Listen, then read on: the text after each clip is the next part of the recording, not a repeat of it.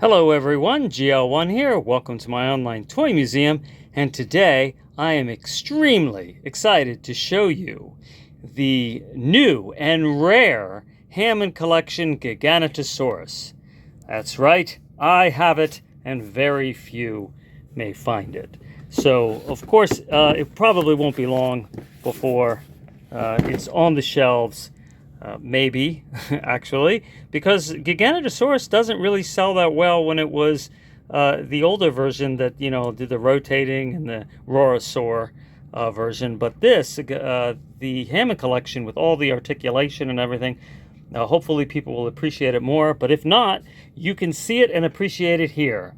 And I'm going to open this up and we will get a deeper look. So the first thing we're going to take note of is that Giganotosaurus comes in 3 pieces instead of 2 because it's so gigantic. And on average, Giganotosaurus is thought to be larger than T-Rex, not as heavily built in the bone structure, in the legs, the spine, or the skull, but still gigantic and possibly a couple thousand pounds heavier than a T-Rex on average. They just haven't found that many specimens, and of course, the gigantic Sue and Scotty T-Rex specimens are so big that they kind of throw the curve off, but we really don't know what that curve could be, right, until we find more specimens. So we're going to put this fella together and take a look at him and compare him to the more simple Giganotosaurus, and then we're going to see how well Giganotosaurus battles other animals. So to put them together, we're going to just simply snap this piece. You see that? And that's going to orient. You can see that it's a hexagonal connection, and that helps you orient that correctly in there. And then the same thing with the tail. Also has, a hexagonal connection joint in there, so we can orient that correctly. All right, so we have him all together, and as you can see, he is huge. All right, well, we're gonna bring him upstairs and take a closer look at him. All right, so the first comparison we're going to do is the Strike and Roar Giganotosaurus with the Hammond collection, and let's take a look at the size difference. So one thing you'll notice is the Hammond collection one is taller, so we can actually see that right from straight across here. You can see the spines are a couple inches taller.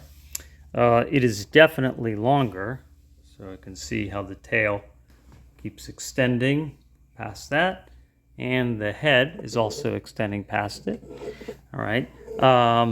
The eyes, we have glass eyes on the Hammond collection, always a great feature because then it's like following you around. And of course we have much better articulation, with the Hammond collection, but we'll get to all that after we compare some of the other more obvious things or less obvious. So, all right, so the first thing we note is that the mouth on the Hammond collection is narrower, and that I've seen the skull that is more accurate.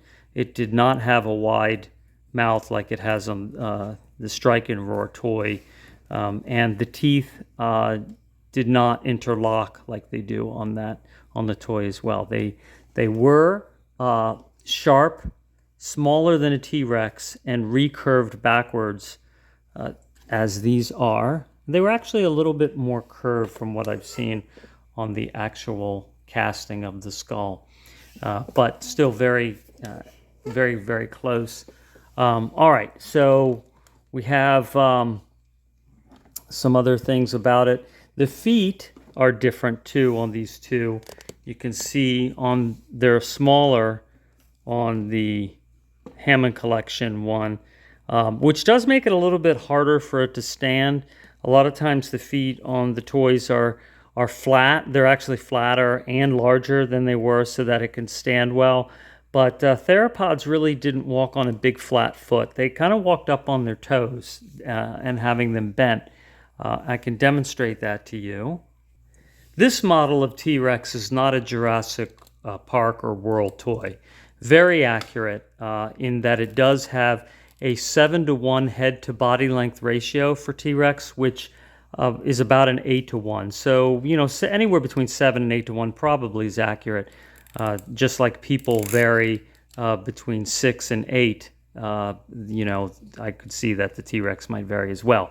But what to note here is that this is very accurate in that if you go to a museum and you see how the T-Rex would walk on its feet, it would be more like this. It would be, you know, bent and up on its toes. But true to this design here, you know, on a toy, it falls over easily. So that's the problem. So, you know, they make the feet larger and flatter, and you can't really find a Jurassic Park or World toy without the flatter feet. Some of the earlier ones, and they fell over. So they were more accurate, but they fell over more. All right, so, you know, we have the Roar and Strike, which I love. Apparently a lot of people don't because it ends up on clearance everywhere and sitting there forever. But what I like about it is very unique in its motion. It has a ball joint here, and you'd push down here, and it, you know, will snap and move around like that and make different crunching noises. And then you have a button under here, and you push, and you get them to roar. I love the interlocking teeth. Accurate or not, I love them. And then you have some movement in the tail. But all right, so that's, you know, what we got here for this one. You have a softer, flexible plastic in the arms, but no joints, you know, other than the shoulder joint that goes back and forth. Doesn't have any lateral motion. All right, so now we get to the Hammond collection, fella.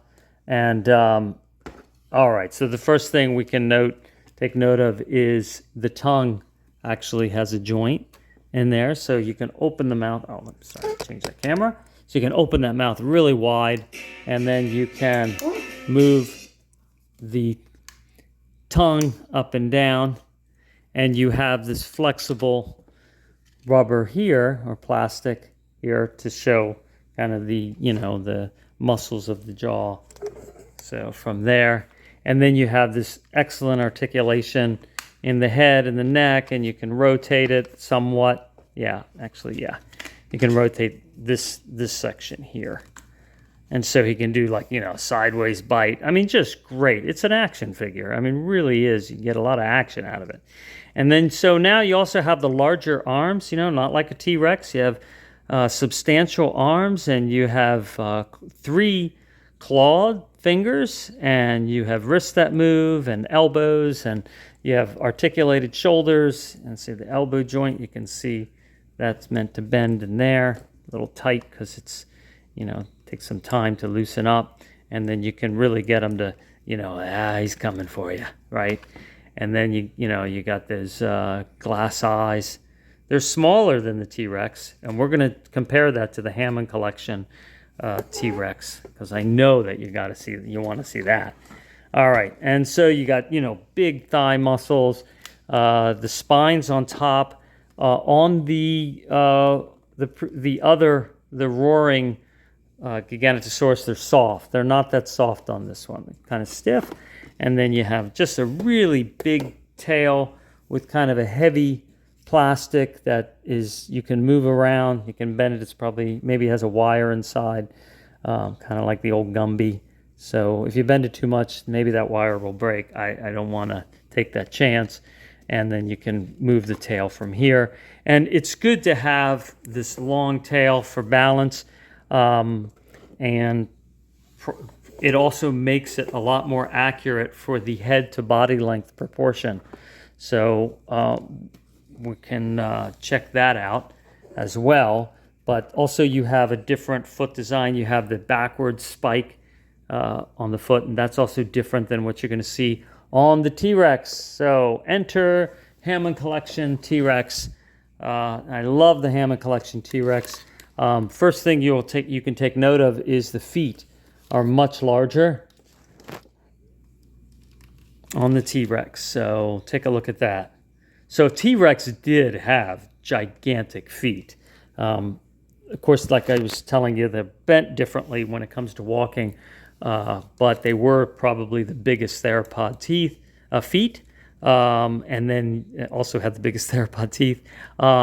Big claws on the toes, and then you have, this is where your, kind of your heel claw is here on the side, instead of poking straight out the back. So, again, another difference and accuracy difference.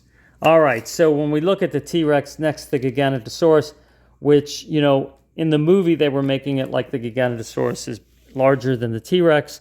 And like I said, there is some accuracy to that claim, but we really don't know for sure. But if we're going to play with them and we're going to make it like the T-Rex is at a disadvantage, I think you might imagine that it might be. It is shorter, so they did make the Giganotosaurus longer and taller in the legs and larger legs muscles. Although, you know what, actually I can get the T-Rex to stand up a little straighter, and let's see what it looks like when we extend it out.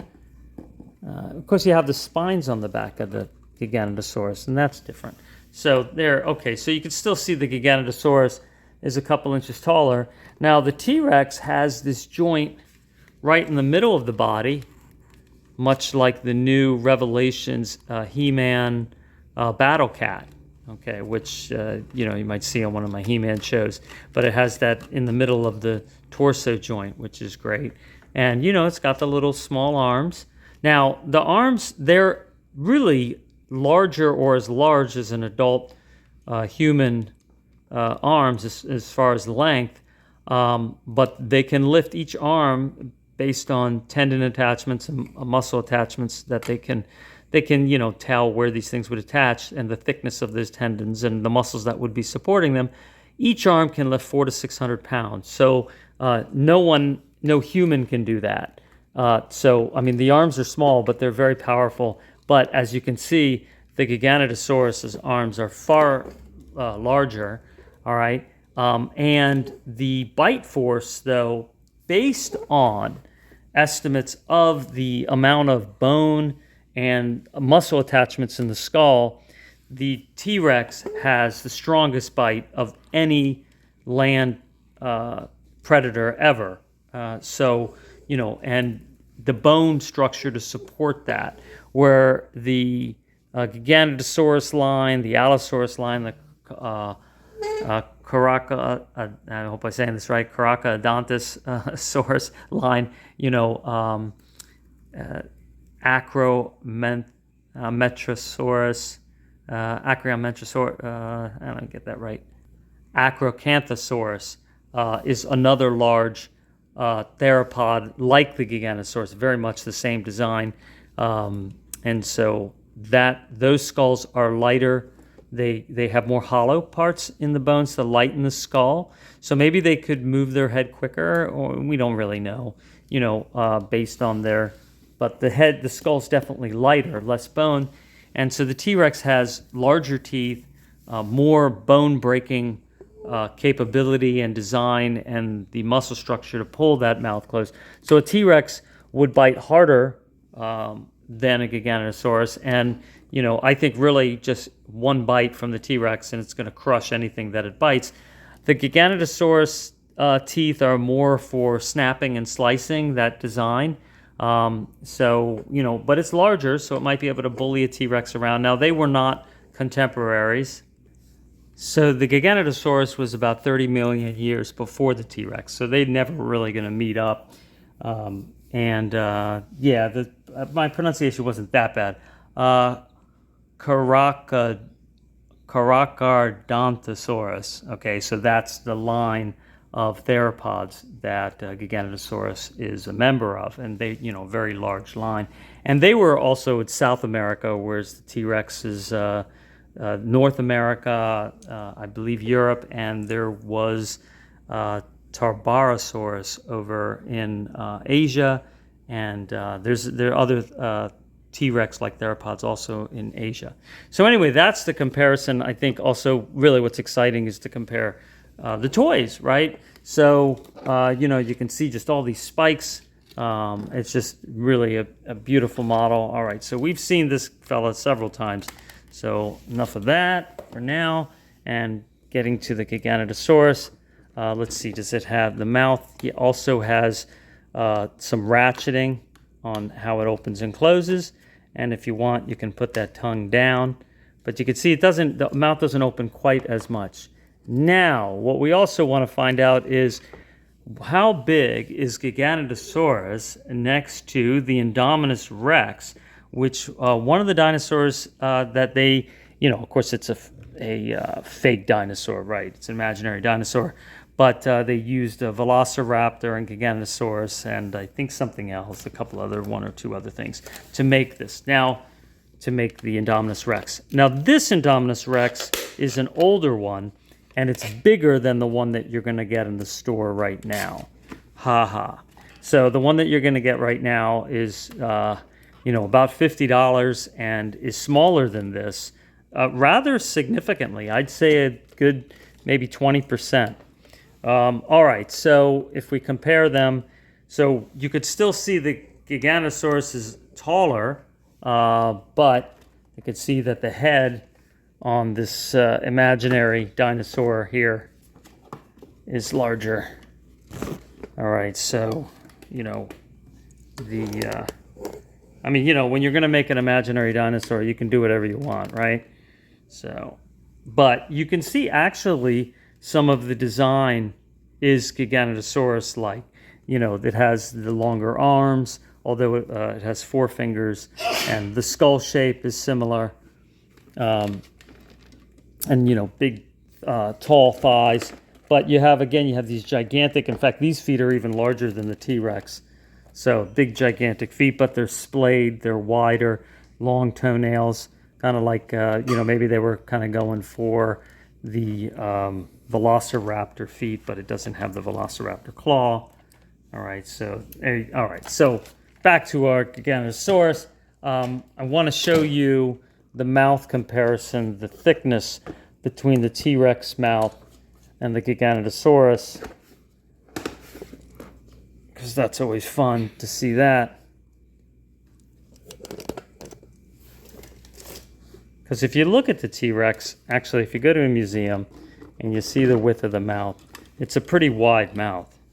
So I get those compared, lined up here for you. All right, so you could see right away the muzzle width, right? And different teeth design. We'll open that up. And like I said, I do some work at a museum that actually has both skulls, and I was able to note that the T-Rex mouth was wider. But actually, when it's open, there's not that much of a difference in the width. But that's not, you could see it when it's closed. You can see that. And I could tell that's more accurate. Like at the museum, you can actually see that the width of the T-Rex mouth is, several inches, I would say, wider. So take a bigger chunk. All right. So there you go. All right. Well, I think one of the things we want to take note, find out is how does a Giganotosaurus, how's it going to battle? How's it going to do in a battle? Well, we're about to find out. All right. So who we have here is a beautiful Barbie mermaid. And you might think that it's an unlikely battle that a Giganotosaurus and a mermaid might get into a battle. And you can see they have the hair all strapped down and, nice purple and pink colors and, a very nice mermaid. But, perhaps against the Giganotosaurus, she will have some method of, maybe using her flipper and knocking him silly or something like that. We really just don't know what would happen. So let's find out what happens. So here comes Giganotosaurus, and here's our mermaid. And never mind that there's no water. Maybe she can just kind of rock on her little flippers. And here comes Giganotosaurus, and he doesn't know what to make of this, except that it looks like something worth taking a bite at. But I'm not sure that the mermaid is really going to let that happen. So she's got her arms ready. She's flipping around, and here comes the Giganotosaurus, and oh no, what's going to happen? And well, it looks like things didn't go so well for the mermaid. All right, well, that's something we know now, that probably mermaids and Giganotosaurus did not get along well 99 million years ago. Maybe that's why it's hard to find mermaids today. Thanks for watching, and I will talk to you soon. Take care.